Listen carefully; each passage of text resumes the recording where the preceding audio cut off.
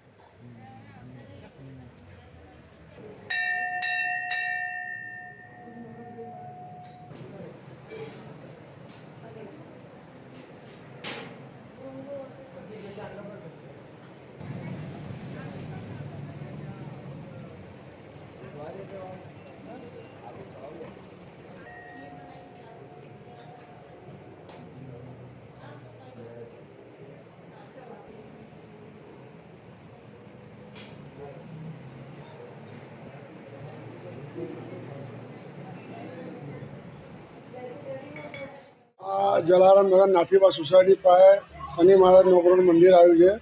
આજે શનિ જયંતિ છે।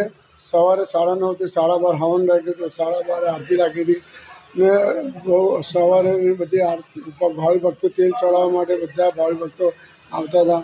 સવારની ભીડ મંદિર ફૂલોથી શણગારવામાં આવે છે, લાઇટો ફૂલોથી મંદિર શણગાર્યું છે ને બુંદીનો પ્રસાદ રાખવામાં આવ્યો છે। મંદિર સાંજે શું આજે મંદિરમાં સાંજે 7 વાગે આરતી છે।